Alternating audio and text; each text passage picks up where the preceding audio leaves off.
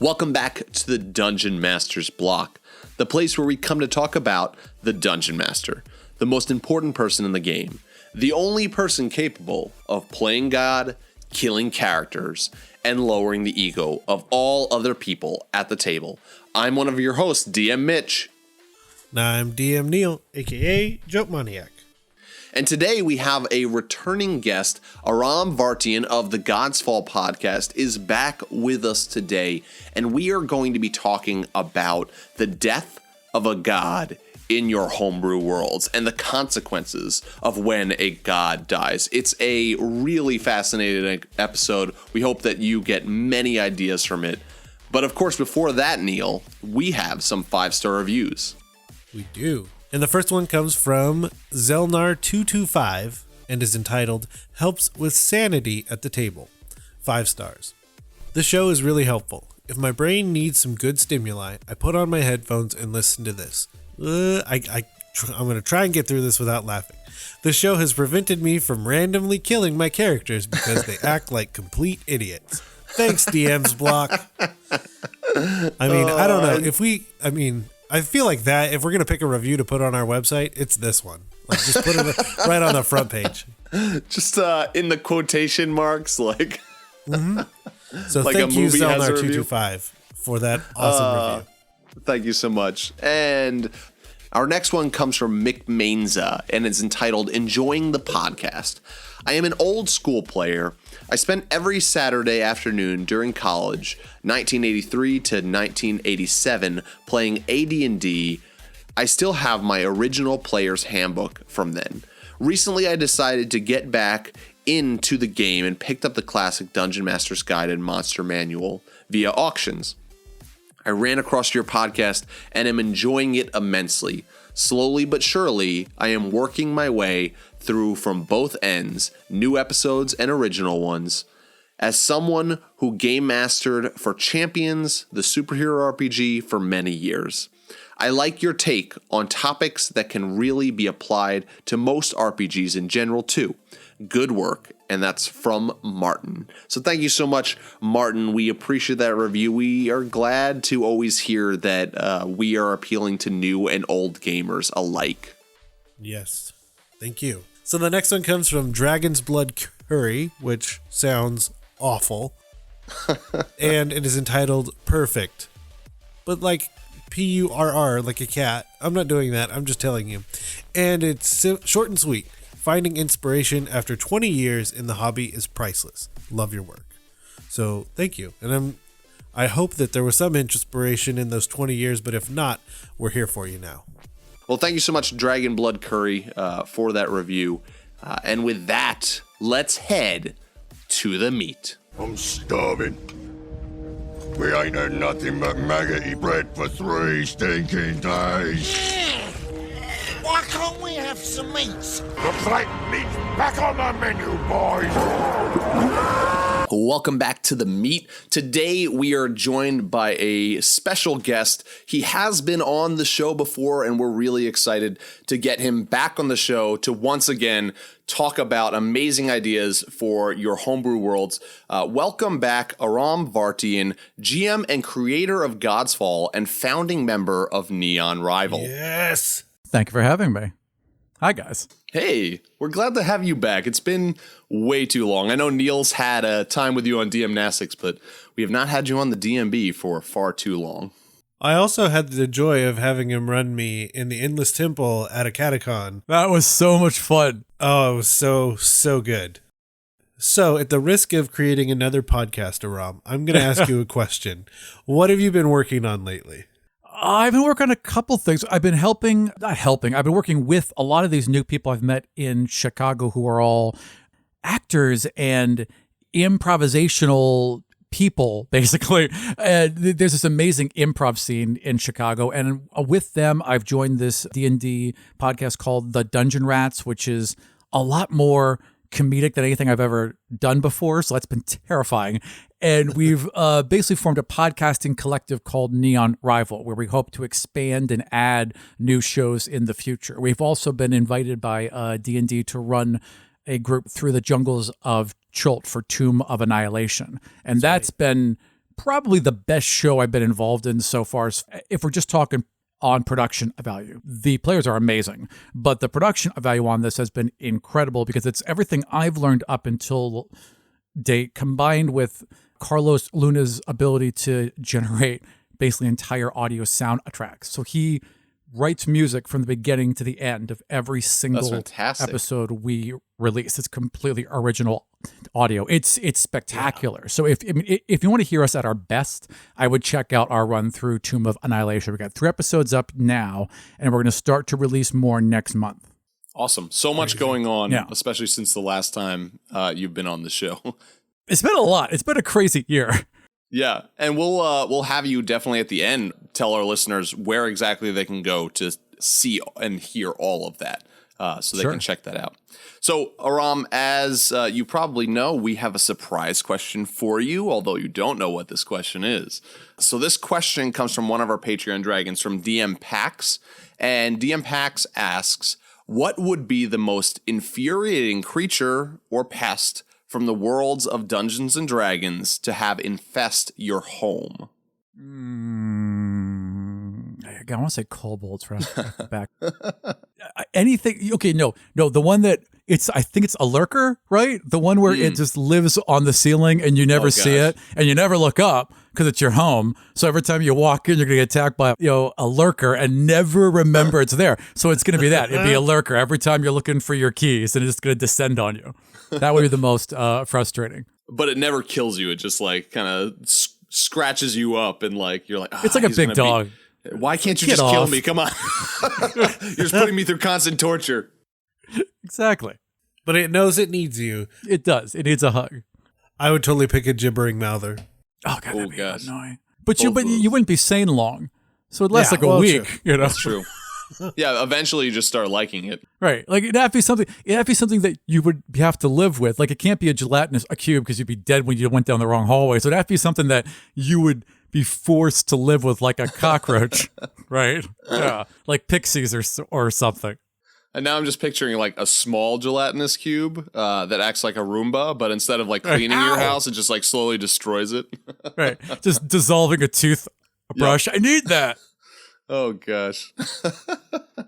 All right. Well, thank you so much, DM Pax, for that question. Thank you, Aram, for that awesome answer. Let's start jumping in and talking about what we came here to talk about today.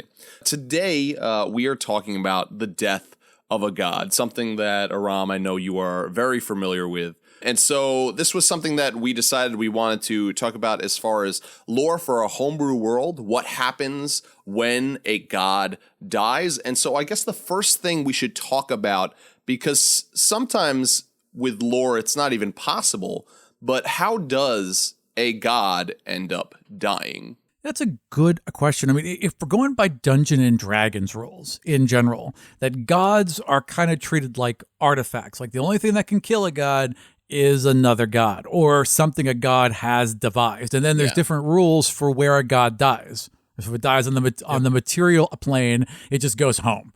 You have to like follow the god home to its own plane and kill it on its plane to make sure it's dead.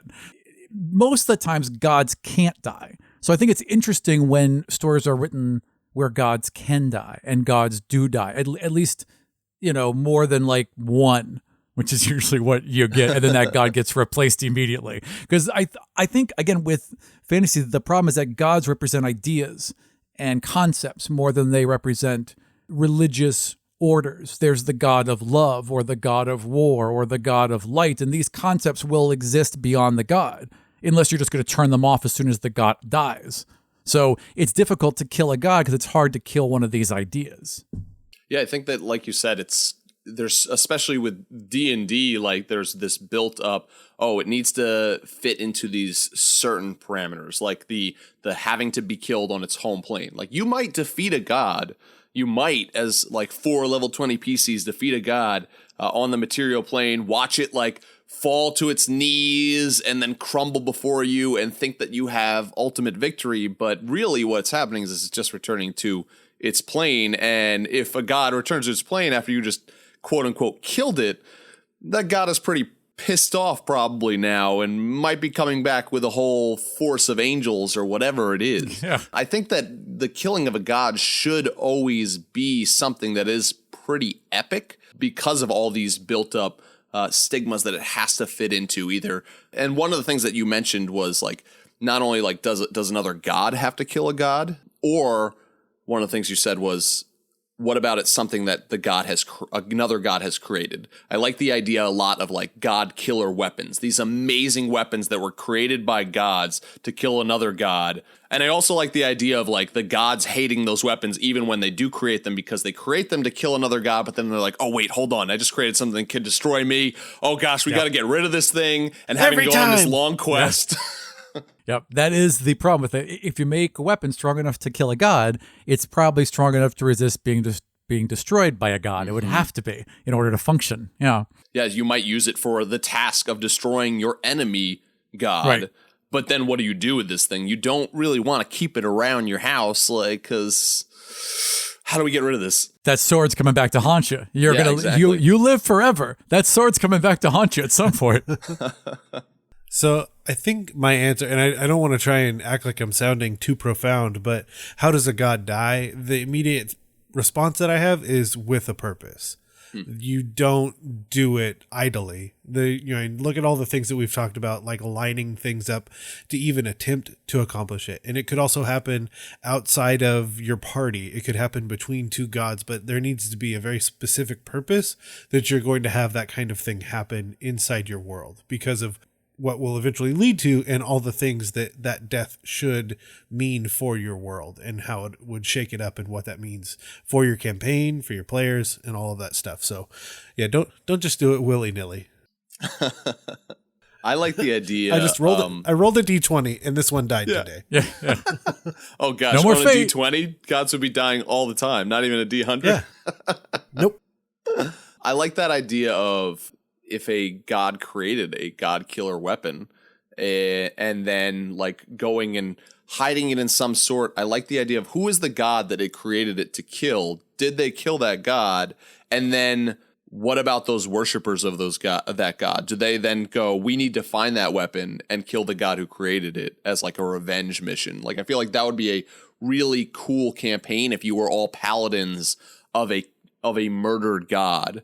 And now your only mission is to, and it's funny, Neal, because that kind of goes against what you're saying of don't do something just willy-nilly. Like, it's going to have terrible consequences.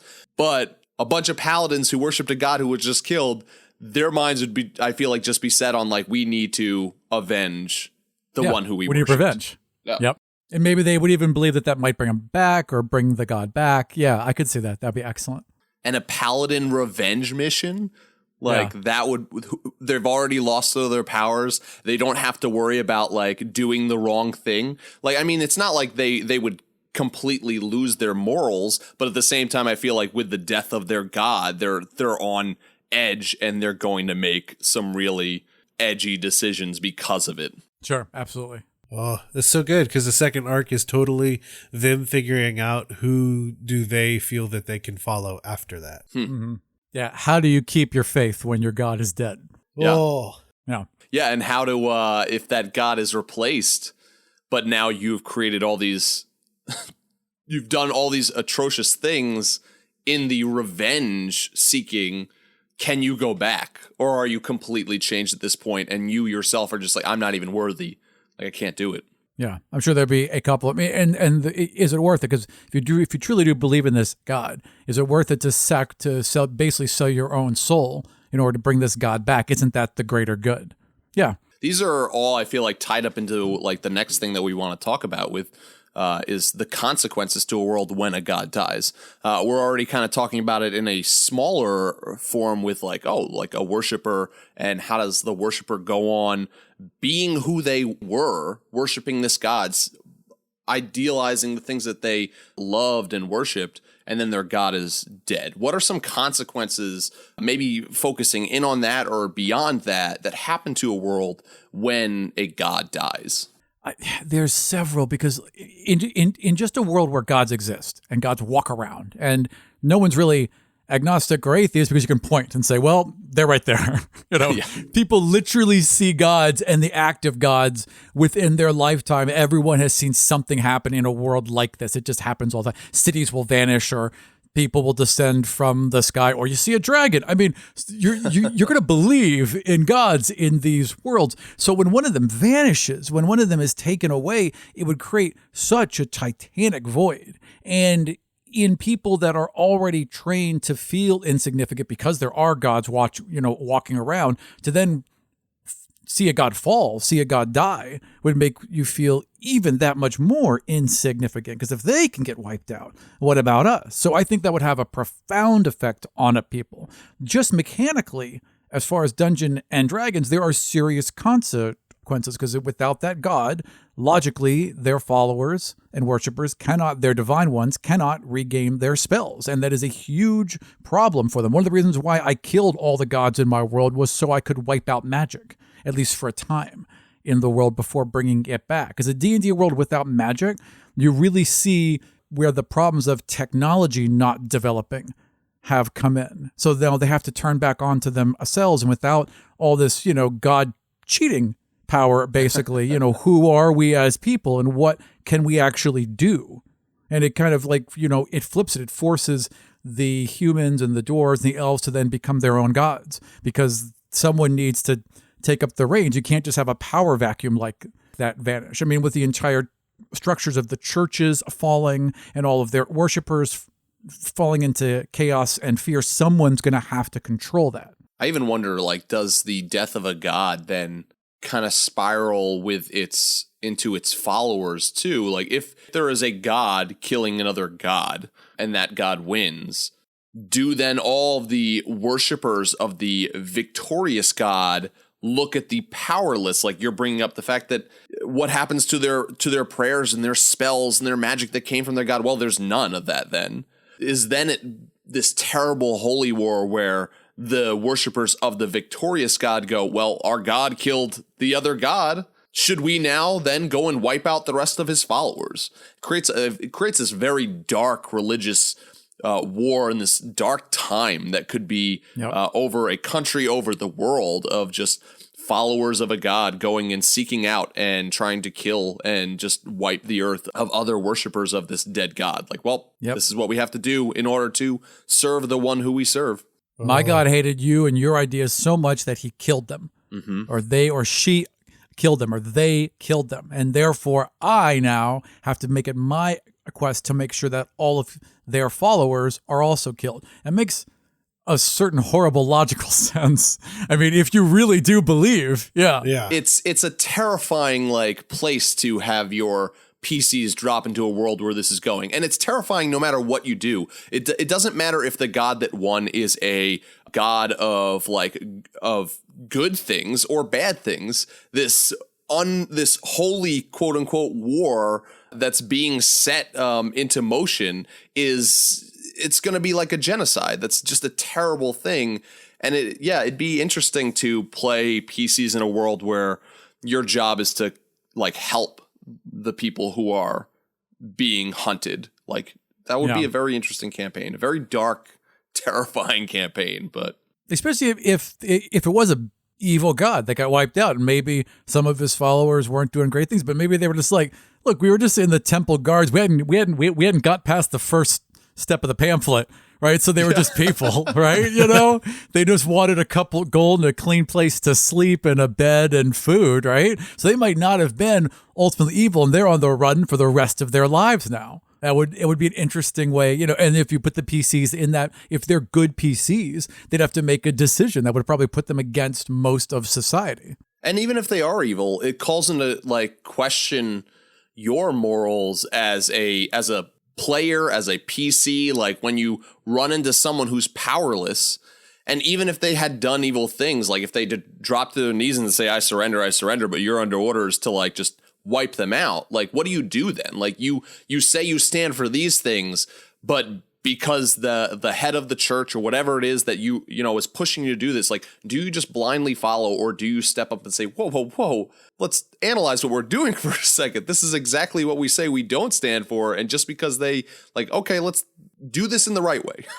It would, if there was a good god that killed a bad god and took over that bad god's portfolio, and then all of a sudden you're having to seek down and destroy all the old followers of this old god, and it keeps getting warped more and more and more. You could see that arc as like that good god becoming corrupted by what it has destroyed. And so eventually there's going to have to be a turn where the players are like, oh, this is not what we had intended. Yeah, that could be an excellent campaign. I still think the best, or the idea that's intriguing me the most is the one you brought up, Aram. What if nobody picks it up? Yeah. What if there, for whatever reason, was a coup and somebody for some reason kills the god of death and no one picks up their portfolio? Now death has stopped. Yes. Yeah. And maybe there's a quest to that's the quest, is figure out, we got to turn this back on. Yeah. Like we can't have a world without death. Yeah, we can't operate under these parameters now. We have to figure out how to turn death back on. And everyone plays world where death doesn't operate. Like, what if people don't die? And some of them go like, what if animals don't die? But like, what if trees don't drop their leaves? What if leaves don't decay? What? I mean, death is needed in all aspects of what we do. What if our cells don't divide? What if it has to do with the afterlife and there is no underworld? And so when people die, their ghosts raise up and are just stuck. And that happens to every person that dies. Right, because we'd all just merge at that. They got to go somewhere. That's going to make a terrifying world. Yeah. Well, the other thing I can think of is, because I'm a bad person, and I think as a DM, we can all fit into that role at times. Yes. But the people that they would lose along the way, knowing that when they are successful, they actually lose them. Yeah, and possibly lose them again. Like someone in the campaign could die. This event could happen. They could come back, rejoin the party, knowing that they're just on an inevitable march to their own re-demise. Yep, yeah, it could literally be all the PCs know that as soon as they've reached the point where they know that once they accomplish their task, they will immediately perish. Yeah, I think that this, like, the death thing is definitely super interesting, but it even goes beyond that of, like, you take any, like, domain of any god and you say, what if that thing no longer has a god and thus then stops, if that's the way that it works in your world? Like, god of love, all of a sudden there's no love. Like, that's pretty terrible. God of nature, like all of a sudden, like talking about the leaves falling, all the leaves do fall, the trees all wither. Like, I mean, how does a world survive without the god of nature, the god of seas? Like, do the seas the water just all, what is the word I'm looking for? When the water just vanish or just go the water slack, just vanishes. like, yeah, exactly. Or does it just create this chaos of the seas are just always in this perpetual storm? Or does the water start to, like, even grow to the point where it's starting to overtake land?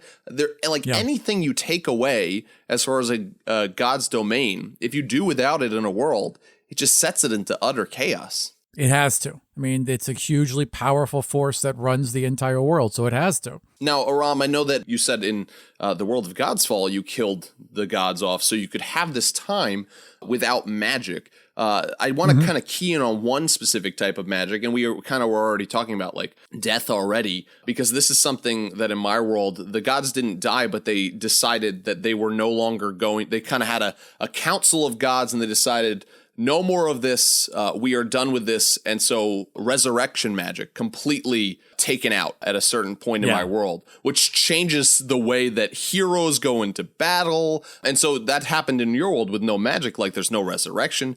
There's no healing, in my world. Magical healing. How does that change a world? Well, I think that's that's one of the reasons why I did it, because I haven't seen a convincing enough fantasy world yet that has all these elements, but has really taken it into account with how the society works. Because if there was magical healing, if every naval ship had a cleric, if every town over a couple hundred people had at least a third level a cleric who can cast lesser restoration several times a day, that changes how the entire society would function. I mean, small injuries, like even larger injuries, like losing a finger or an entire hand or having a heart attack or whatever, would all be like, oh, we'll just get him to the temple in time. We tithe. It would change how we view death and our own mortality. And because I hadn't seen a good enough representation of that, I needed to break that all down and destroy it and then build it back up slowly to see how it would change a world. I think it's too hard just to layer that on top. We're like, okay, so it's just like us, but magical healing, and that doesn't make any sense. Yeah. I mean, how often does a D&D group of players go into a dungeon like Tomb of Horrors or like name any classic dungeon and go, whoa, nobody picked a cleric? How are we going to survive this? Like, now times that by the entire world, and it's like nobody has a cleric, nobody has healing. And it also throws into like, well, those healing potions become a lot more valuable then. Like, and they have to be used sparingly, and they become like a large healing potion, a greater healing potion could become an artifact that's just like, oh my gosh, this thing does this amazing thing. Oh, exactly. Any little thing that they come across, any artifact of the old world now becomes so much more important. I mean, if you look at Sting from Lord of the Rings, it's what, a +1 short sword, right? I didn't think you meant that Sting for a second. No, the musical artist. It's really left turn, but get track with me, guys. Like, we're going to talk about Sting real quick. With this? No, the wrestler from the early 2000s. Come on, here we go. I mean, it's just a +1 short sword that does like maybe double damage to arachnids. That's it. That's all it is, right? And it senses when orcs are near, right? That is some low-level magic. You would discard that sword by level 6. Yeah, as far as D&D, a D&D player would get that and be like, what's next? What else is in that box? Exactly. By level 6, that's gone. They've discarded, or it's a backup weapon you hand to the wizard, right? I mean, I guess we can sell this in town. Right. No, these things, they should have impact. They should be items the character keeps with them forever, and there should be reasons that they keep these items forever. So I just kind of wanted to restructure a bit how magic worked and what the expectations were. And what I really wanted to get rid of is this idea that we need to gather as much gold as possible so we can go to the largest city on the map and treat the Dungeon Master's Guide like a shopping list. Because that just kills all believability in a world for me. But in a world where magic has been so commoditized, you have to expect that. And until I write one or someone writes one that I feel like it's been done right, I had to blow it up. And killing the gods was part of that. So I don't think we touched on this, but the other thing that I thought of was one of the consequences is what it does to the rest of whatever pantheon you're using. Because if they didn't know that was possible, and now they do, everyone in that pantheon will operate under a very different way. Or if it's a known quantity, then they've always been operating under that idea that they could die, so they need to make sure that they don't. But just tossing that out there, that if you decide that a god can die in your world, understand that the way your gods will approach just being is going to be different than if they cannot. Yeah, well, and I feel like it also like opens up the like, well, if we're going with it's a weapon that's created by a god that needs to be used to kill a god. That one god who kills the other god with the weapon, how do the other gods look at him now? Like, is it fear? Is it like he becomes then the man in charge over all of the pantheon? Or are the other gods like, we need to destroy this guy now? Does it open up the door to one god dies, and then all of a sudden there's a war of the gods because, whoa, we don't do that. You just crossed the line. And the ones that support the god who was in charge of the killing are like, whoa, well, guess what? We do support this. And yeah, it creates chaos, which gods of chaos are going to love. Yeah, in any society where there are gods, these gods have existed. It's like they've been around for 100 years. They've been around for thousands and thousands and tens of thousands of eons of years. There's been an order. There's been an establishment. If they can kill each other, then they've had very, very firm rules in place so they don't. I think we kind of tend to view, as people who have grown up in the atomic age, right? In the post-atomic age, gods are nuclear weapons. And if one goes off, if one is actually launched, then everyone's going to launch. That's how I've always kind of viewed them. At least that's what happened in our world. It's exactly what I was thinking of. You know, let's say I keep going back to the God Killer sword because I played way too much Infinity Blade when it came out. But, you know, so that's what one person could have. What if someone else has a wand? What if someone else has this? And everyone is essentially doing, you know, you see those images of our world and the stacking towers of like who has how many nuclear weapons. And like that's how the Pantheon operates until they don't operate that way anymore. Totally. And it's not going to be one weapon, because as soon as one god makes a god killing weapon, you know every god's going to want a god killing weapon. There's going to be a god killing Batman who's got like a whole chest, and for each god, they've got a different weapon to take them out.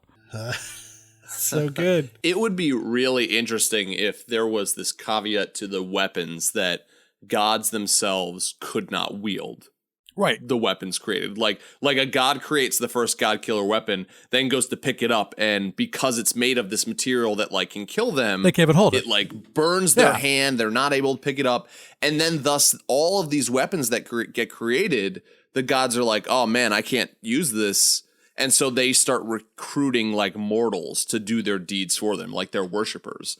And therein lies like a whole campaign where you are mortals, worshipers of this god, or gods, like a pantheon of gods who are like given these god-killing weapons that's like, all right, you are going to do my evil deed for me. And if the gods can't hold the weapons, then maybe the faithful can't either. So it would have to be people with no faith, right? Because those without faith would also be wounded, or at least when they held the weapons, couldn't use their faith. They couldn't cast their spells. They'd have no connection to their god. So it'd have to be either people who are faithless or are willing to sacrifice their faith upon picking up these weapons in order to go fight these gods. I love that. Yeah.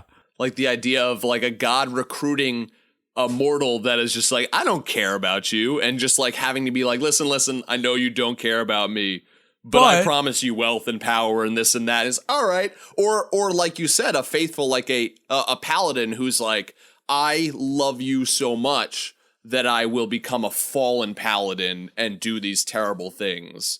Like I will lose my soul for this because I care about you so much. And it could be a mixed bag. Like some of them could be hired mercenaries. Some of them could be fallen faithful. That'd be a great campaign. Gosh. I also like planting a cleric into a group, and like that's their ulterior motive the whole time, is convincing the fighter to like go get the weapon so that they can go kill a god. Awesome. Anything else we want to talk about with consequences, or do we want to jump into the unoccupied throne discussion? I have a extremely selfish question I want to ask Aram. Okay. Do it. What would happen definitely if you don't want to answer this, don't answer this. But what would happen if one of the gods were to die now in Godsfall? Oh, like one of the arisen gods? Yeah. Well, that's a really good question because it's happened already.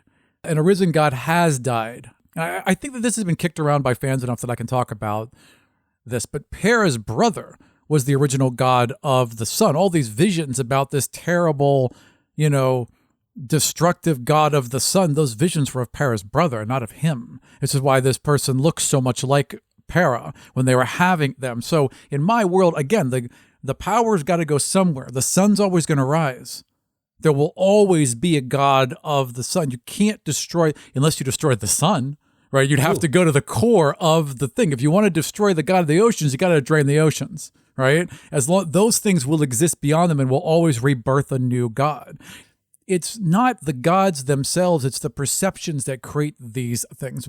People believe in love. People believe in war. People believe in these ideas. Without them, they don't exist. But as long as those people exist, they will always exist. And so that's how I saw how the gods and the energies that power these gods in my world would work.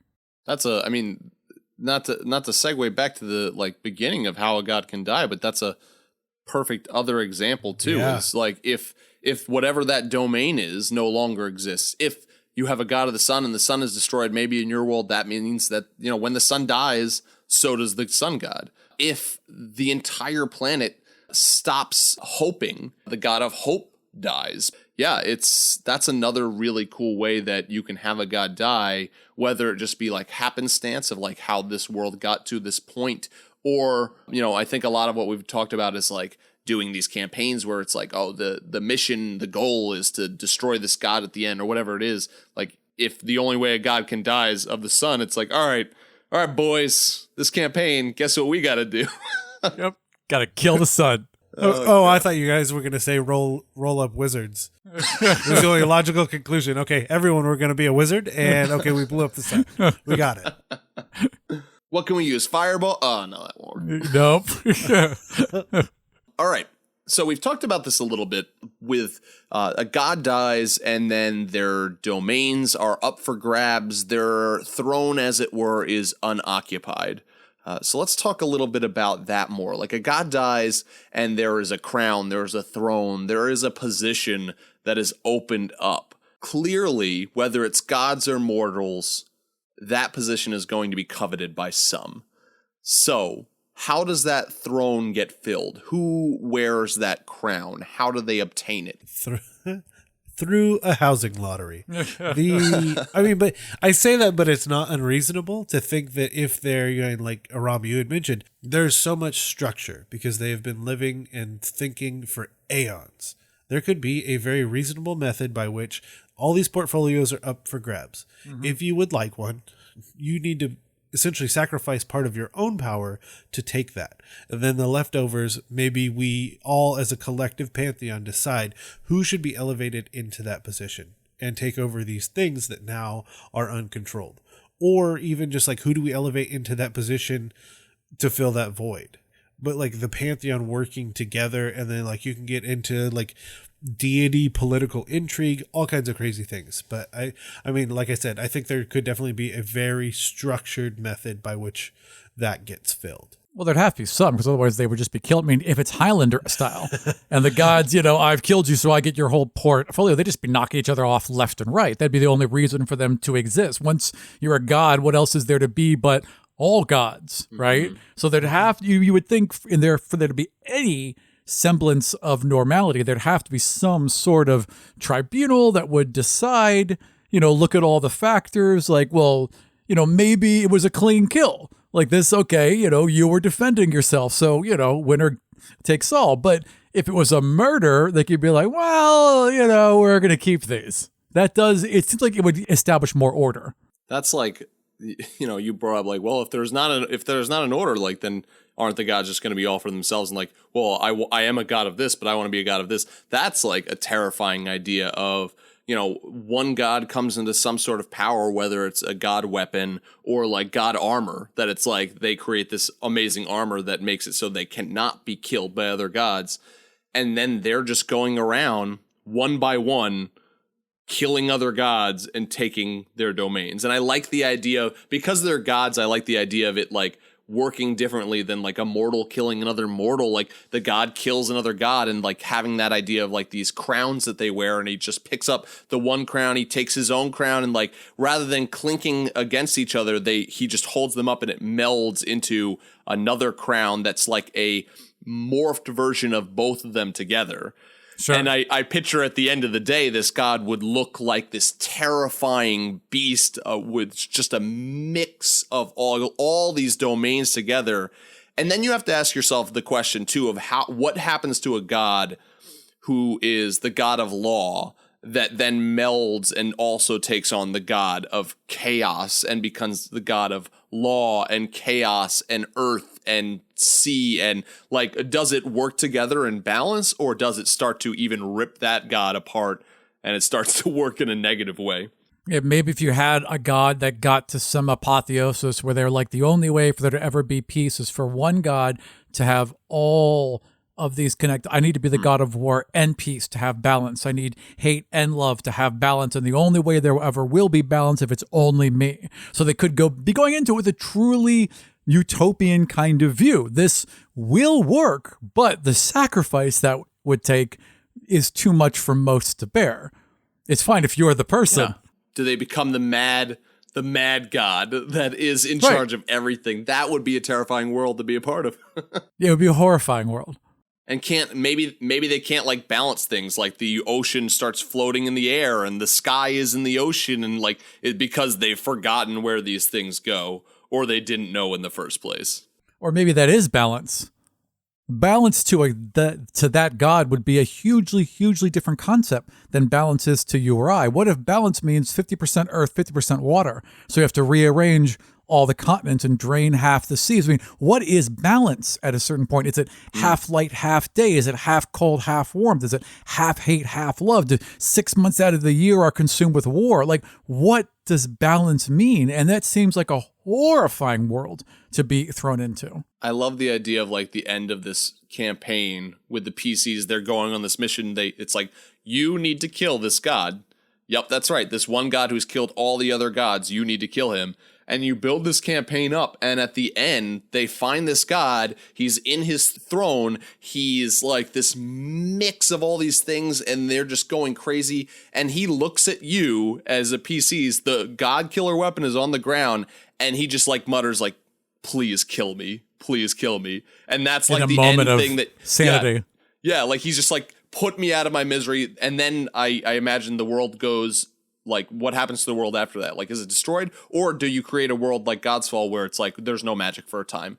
And maybe after years, like, these positions are replaced. But yeah, it's just, this god that can't handle all that power. That's an interesting idea. I also envision like an actual manila folder. I know you're talking about crowns and it was really cool, but then like they just have a manila folder and it's their actual portfolio. I can't get that image out of my head. I love that too, because I don't know, that reminds me of the Stars adaptation of American Gods, where they take like these crazy divine ideas, but they put this like very realistic feel to it. Like, getting to this god, and like he's in a business suit and he's got a case of files, and those are his powers and his like laws and such, and that's how it's like foreseen as. Yeah. The other one I thought of was when a god dies, a division of power. In that, and it makes me think of when, I forget what, in Marvel Comics, just we'll say that much and I am absolved of anything I say now. So the Phoenix Force is coming to the Earth and they stop it, but it ends up splitting into 5. Yes. And they each have a piece of the Phoenix Force. What if like that was the mentality, is like you kill someone and it splits? What if that's just like perpetually was the quest as well? To like divide the power of the gods amongst as many people as possible to try and spread that out for that same idea of it working better, because more people have more ideas and smaller amounts of power to try and make everything work. Right. So there's a war council. Yeah. Yeah. Like every time you kill, it splits. Yeah. I like that. So that more people are responsible. And eventually everybody's going to be a part god. That's crazy. Well, that would be the call in the end, if humanity found a way to kill off all the gods and we all became a little bit of that god. Yeah. Yeah. There is a comic, I wish I could remember the name of it, but there's a comic out right now where every single human being has their own god. And I wish I could remember what it was called, because it's so well done. And like they all have different powers and different abilities, and the commerce is then in divinity. So like if you need a favor from my god, that power diminishes slightly. And that tells so some gods become incredibly powerful and some gods become like just little gods on your shoulder, but they all have their own. It was fascinating. I wish I could remember the name of it. Well, if you remember the name of it, let us know and we'll put it in the show notes. I will. Perfect. I'm just trying to think of like, yeah, I mean, the way that it's interesting that you brought up superheroes, though, because I think it's how we look at pantheons of gods now. Like superheroes are our new gods. There are Thors and you know, I mean, some of them are direct analogies. Some of them actually are Thor. Like Thor. right, exactly.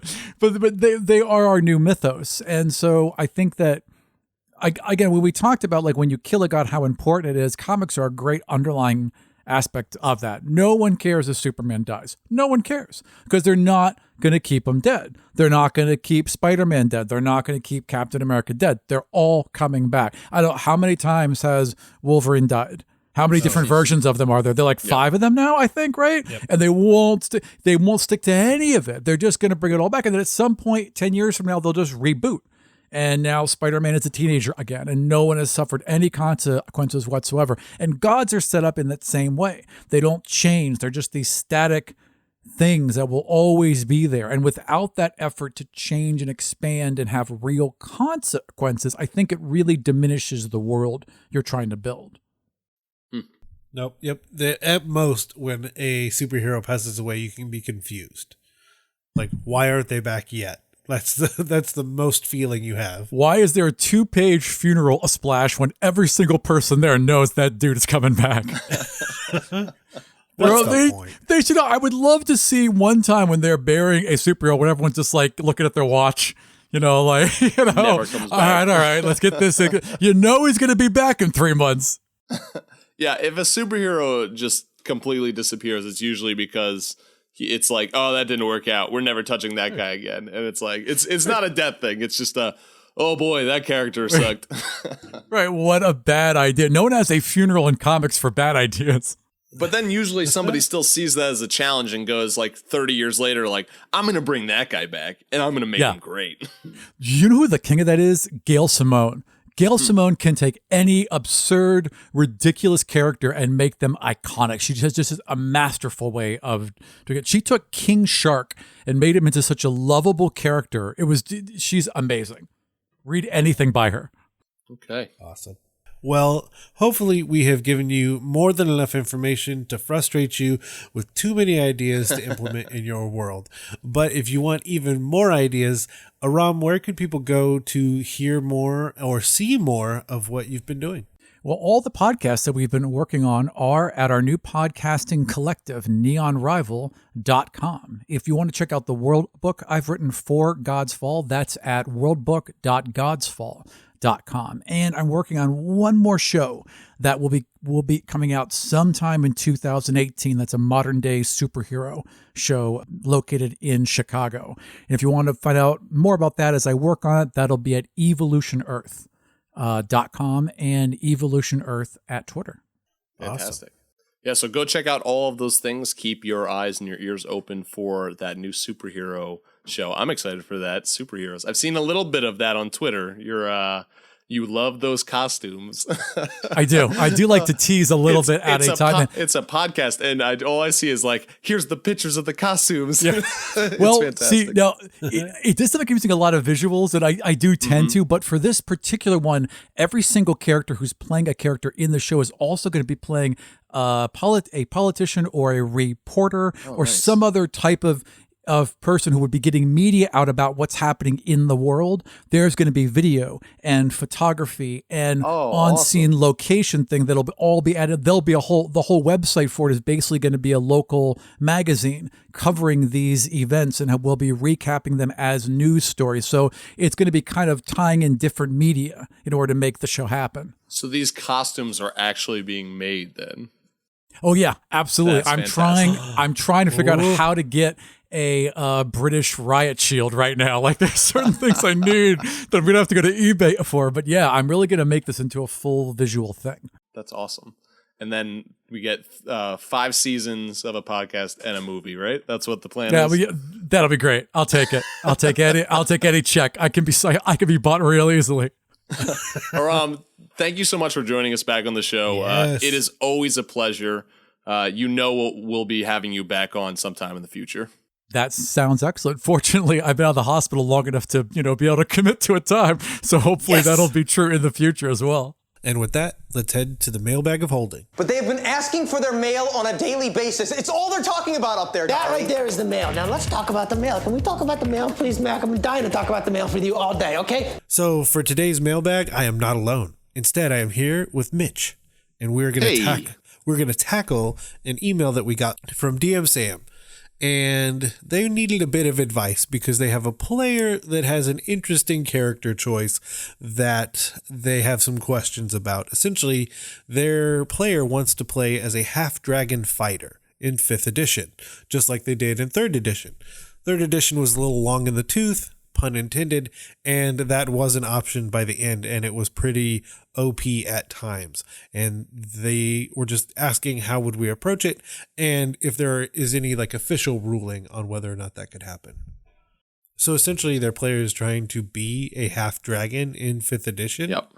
And over the top half dragon, level 30 strength at level 1, the crazy dual wielding and breath weapons everywhere. So I did some research, and the first thing I found was that Jeremy Crawford himself says the Dragonborn are a race, whereas half dragon is a template that can be applied to certain creatures.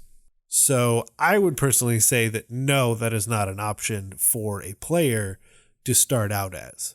Yeah, I agree, and it's tough because as the DM, this is something we say on the show all the time, like you're there for your players to have a good time. Sometimes the most appropriate thing is to say no to a player, because in doing so, you are watching out for the other players. Allowing a player to do whatever they want as far as whatever character they want, whatever race they want, can lead to an unbalanced game. And I have personally been a player at tables, and I used to be a DM where I allowed a lot of things that I wouldn't allow today. And I've seen players, and I've felt it as a player, where it was just like, oh my gosh, that one player with his or her PC is just overpowered, is doing all the damage, and felt a little worthless. And that's something you got to watch out for. You don't want everybody else to suffer because of that. Yeah. And the other thing is, it was brought up that DM Sam had asked if they wanted to be a Dragonborn, which I feel is the perfect answer or alternative of here's something that's sanctioned as a race, but they wanted to be this thing. And so like you had mentioned, the approach of saying, well, if you did this and everyone else did that, there would be almost no purpose for the rest of your party members, in turn making it not fun for everyone else, which I totally experienced in 3rd edition with someone who was a half dragon. Of course, we always would say to strive to do your best, to come to a decision with that player and work with them to make a compromise. But yeah, it's hard because that Dragonborn seems like a perfect compromise in that, and looking for that feel. But yeah, be able to protect the game for your other players as well. Do it with all the kindness that you're able to muster. So that's all we have for the mailbag, and we just want to thank you, DM Sam, for sending in that message. Well, that's all we have for you today at the Dungeon Masters block, but we just want to thank Aram for coming back on. And honestly, I feel like this was one that was just chock full of inspiration, just a lot of fun for us to record, and hopefully gave you some great ideas on how to kill a god in your own world. If people wanted to message us, though, and tell us about when they killed a god, how would they do it? Well, it's as simple as writing us a message at dungeonmasterblock@gmail.com. Just send us an email there, and we will get to it as soon as we can. And it might feature in a mailbag of holding. If you like the show, please consider taking a little bit of your time, going to iTunes, and leaving us a review. If it's 5 stars, we will read it on the air, as we do at the beginning of every episode. And you can also head over to Twitter and follow us at DMS_block. That's at DMsBlock, or like us on Facebook, where you can catch all of the episodes as they come out, or all of the memes and other stuff that we post. We have a Patreon member shout out of the week, and this week's Patreon member shout out goes to Joe Clay. Thank you so much, Joe, for your support of our show. What kind of dragon is Joe Clay, Neal? He's a clay dragon. Oh my gosh, he is a gold dragon. So thank you so much. We appreciate your support. And as always, the Dungeon Masters Block is a proud member of the Block Party Podcast Network. Check out other shows like the GM Showcase, Geek Wars, We're So Bad at Adventuring, and more. But that's it from us here at the Dungeon Masters Block, the place where we focus on the Dungeon Master, the most important person in the game, the only person capable of playing God, killing characters, and lowering the ego of all of the other people at the table. I'm DM Neal. Good night and good luck. And keep on dungeon mastering.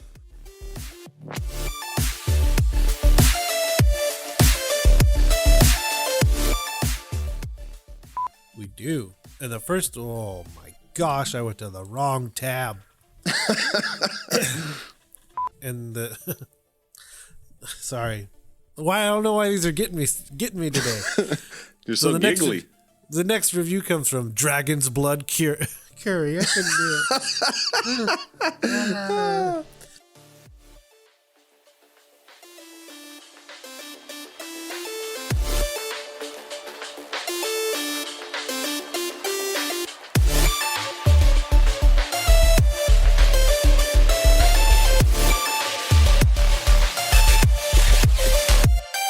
Goodbye.